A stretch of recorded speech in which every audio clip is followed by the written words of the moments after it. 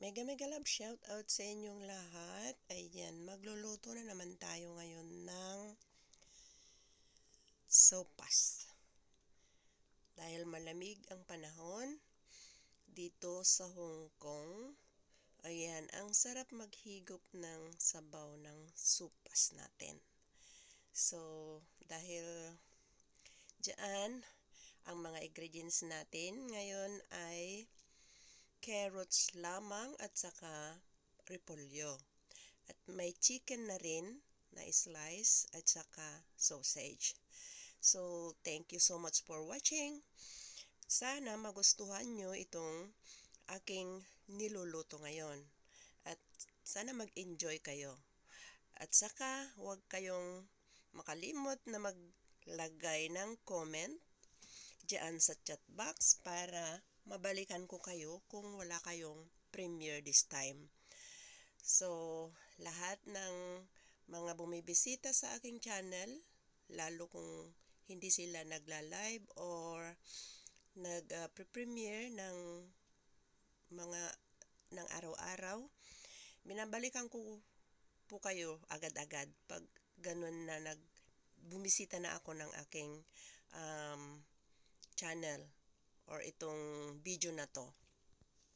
So guys, shout out sa inyong lahat at sana lang may comment kayo dyan. Kung sabihin nyo dyan na hindi masarap ang aking linuto or baka mas masarap kung ganito ang gagawin mo, mag-suggest lang po kayo sa aking video dyan sa comment section.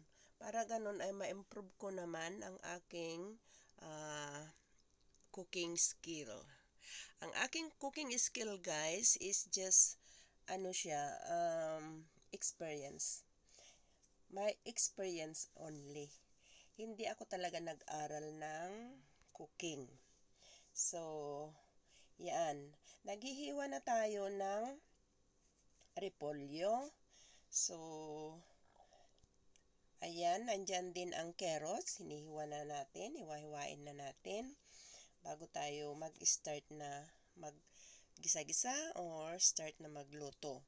So, shout out sa inyong lahat, lalo-lalo na sa mga member na very supportive dyan. Salamat sa love and support nyo guys sa aking channel. At sana huwag kayong magsawa na mag-support sa aking channel. Ang ating mini GLS guys, parating na, malapit na, susun na. So, kailangan natin na mag-iwan ng bakas para sa pa-entry nyo. Lahat ng comment guys, nilalagay ko sa drop box. At makikita nyo rin yan pag na ayos na lahat, ipapakita ko sa'yo bago ko siya gugupitin. Papakita ko sa'yo na naandoon ang mga names nyo, naandoon lahat ang mga channel na bumisita for pa-entry na yun guys. So one day magla-live tayo para ipakita natin yung mga pangalan nyo doon na kung nandoon yung mga pangalan nyo. Isa-isahin natin yan na iharap sa kamera. So naghihiwa na tayo guys ng aking chicken fillet. So, yan, mag-i-start na tayo na mag-fry. Ang nilagay ko dyan is butter. Yan, soft butter. Or star margarine pala, hindi butter. Ayan guys, nandyan na ang garlic. Pag magluluto ako ng pagkain, dami-damihan ko yung garlic. Kasi gustong-gusto ko talaga yung garlic.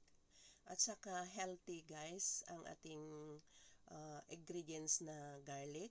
Pwede rin na i-fermented natin ang garlic, lalo sa mga may hypertension guys. Pwede nyo ngat-ngatin yan araw-araw para ganun ay mang-reduce sa ating BP or blood pressure. Ayan, nagdagdag tayo ng oil kasi maliit lang, kunti lang yung butter na nilagay ko kasi yan ang last.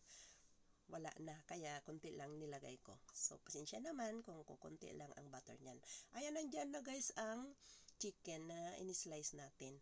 Ang kawali naman, ang bilis naman siyang masunog. Kaya natuwa ako. First time pa naman na ginamit ko yan sa aking pagluluto. Manipis masyado siguro. Kaya ang bilis ng ano. At saka yung kalan kasi guys na ginagamit ko. Hindi siya, wala yung napaka low fire niyan, low heat, wala. Ang pinaka low lang niyan, 220. Kaya, yan is 220 na yan. Wala man lang 100 or mga 150, ganon. Wala. Kaya, yan is malakas talaga yung apoy ng 220 degree. Mainit talaga. At, mabilis masunog yung garlic. Tignan nyo naman, medyo brown na talaga, na overcook na. Kaya ang bilis kaya. So, pasensya naman kayo guys kung ganyan ang nakikita nyo ngayon. Pero sabi ko sa susunod, hindi na kita gagamitin. Hindi ko na gagamitin yung kawali na yan kasi ang bilis niyang masunog. So, shout out sa inyong lahat dyan. Wala akong i-mention na pangalan. Basta, I love you all guys. At salamat talaga sa mga support nyo sa aking channel. Ayan na ang ninuluto natin na yan. Tignan nyo, talagang ang bilis talaga na masunog yung kawali. Manipis masyado. Ayan, naglagay na tayo guys ng sausage. Ayan, chicken sausage din yan. At saka chicken din yung nauna, pero parehas pa rin ang flavor. So, thank you so much guys sa panonood at continue watching lang guys hanggang matapos yung pagluluto natin. At sana magustuhan nyo at sana masarap ang looks niya sa inyo. At talagang gusto ko bang ma-improve guys ang aking pagluluto para ganun ay mas ma-amaze naman kayo sa aking pagluluto. Thank you so much guys. At talagang ayan, masayang-masaya ako guys sa pagbibisita nyo sa aking channel, sa mga support nyo. Ayan na guys yung carrots. Simple lamang ang aking ingredients ngayon. 2 ingredients lang. Pang-apat yung 2 meats na yan. Yung chicken at saka yung sausage. So, haluin natin guys para ganun ay maihalo. At saka, ayan na. Nakita nyo guys na iba na ang aking kawali na ginamit. Transfer ko yan guys kasi ang bilis niyang na masunog. So, ayaw ko naman na ganun na mapanghi or mapanghi talaga. Yung ibang amoy ba? Kasi kung sunog ang ating linuluto, iba talaga ang lasa. So, nakakaya naman na ipakita sa inyo yung kawali na yan. Kasi, pero gustong-gusto ko talaga yan na ginagamit itong kawali na yan. Gas-gas talaga, pero okay naman. Hindi naman yung talagang gas-gas na nagagasgas habang nagluluto. Ayan na guys, ang aking macaroni. Luto na at halo-haloin natin. Inalo natin dyan sa gulay na. Yung kawali na yan guys, itutuloy kong istoryahin sa inyo kung bakit ganyan ang nangyari. Recently guys, yan ang ginagamit ko. Ginamit namin kasi yan sa pag-unshelled ng tahong dyan sa beach. Nakakatuwa, sayang man lang. Hindi man lang kasi Hindi man lang kasi nag-iingat yung kasama ko sa beach noon nung kumukuha kami ng nung tahong. Ako ang taga-kuha, iba yung taga-unshelled. So, siya kasi, hindi man lang nag-iingat para magasgas ang aking, hindi man lang niya iningatan. Kasi, ang gamit din niya, yung tongs, guys. Tongs, ang ginagamit na pang, sa tahong. Ayan, guys, punong-puno ng ating kawali sa pagkain na niluluto natin na sopas. Nagdagdag ako ng mainit at kulo talaga yan, mainit na tubig. Hindi ako naglalagay ng malamig na tubig sa aking niluluto. Lagi mainit. So, ewan ko kung tama yan or hindi. So, mag-comment lang kayo dyan guys kung tama yung ginagawa ko na kumukulo na tubig ang nilalagay ko. Ayan na guys, naglagay tayo ng cream for cooking. Ayan na yan guys yung ano.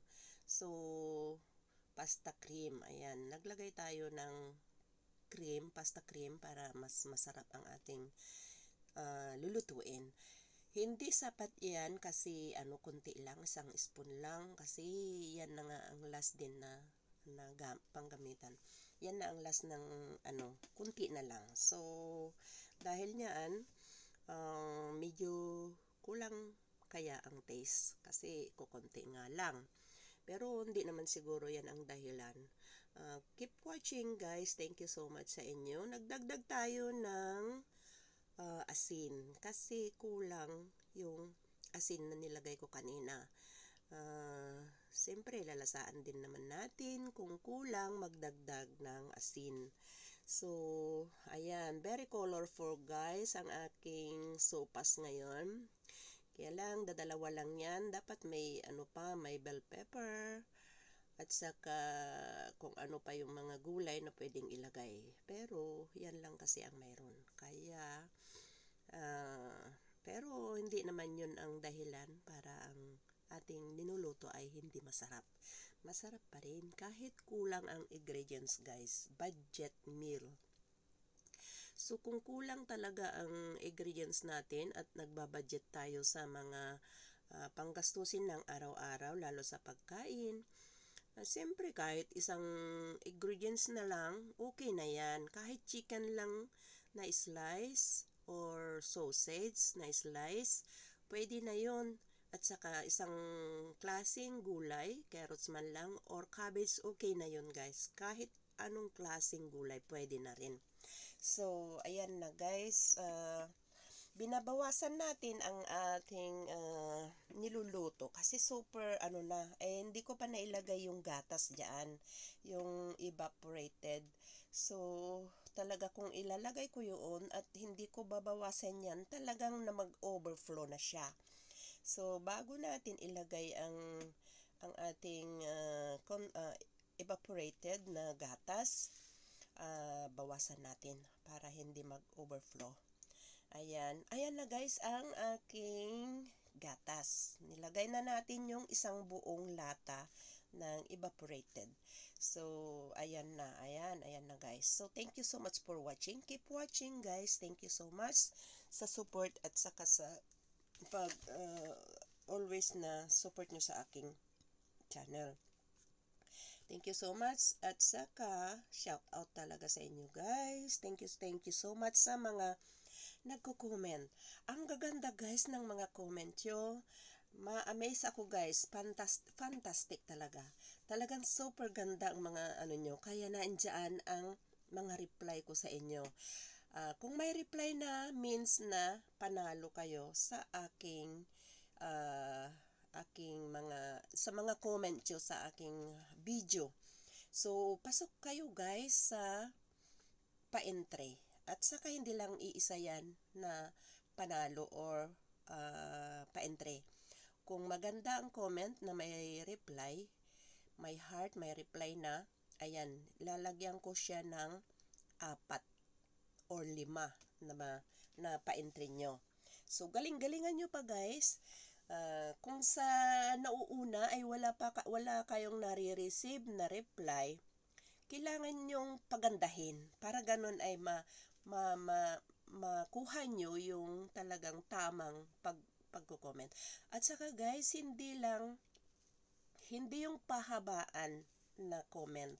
Basta acceptable or based sa ating ninuluto, nakatutok doon ang iyong comment. Na halimbawa, nagluluto tayo ng ganito, sabihin mo, oh, enjoy road trip. Hindi naman yung ganun guys. So, talagang nakaano sa ating video. Yun lang ang gagawin nyo. Like, oh, yummy food, yummy, good sharing, ganon. Yung mga ganon lang is ano na, 2 words or isa, kahit isa nga, mayroon pa nga, isa nga na words yan. isang sentence lang, may ano na yan, may reply na yan sa inyo. Pag talagang natumbok nyo talagang ano yan, natumbok nyo yung talagang yung tamang-tamang na pagko-comment o paglalagay ng comment doon. So, keep commenting guys para ganun ay madagdagan ang inyong entry. So, thank you so much sa inyo. Patapos na ang ating niluluto. Masarap na. At talagang nakikita na natin na talagang very colorful ngayon guys. So, sana mayroon pang sili. Kulang ang aking panlasa kung walang chili yan. So, ang ginagawa ko na lang minsan pag hindi ko nilalagyan kasi medyo iwas ako sa pagluluto sa chili, sasama sa pagluluto ko. Kasi yung anak ko, yung manugang ko guys, hindi siya sanay na kumain ng chili. Kaya minsan doon na lang ako kumakain ng chili, dinadagdag ko na lang sa aking pagkain. Nginunguya, ganon. Oy, ang sarap talaga.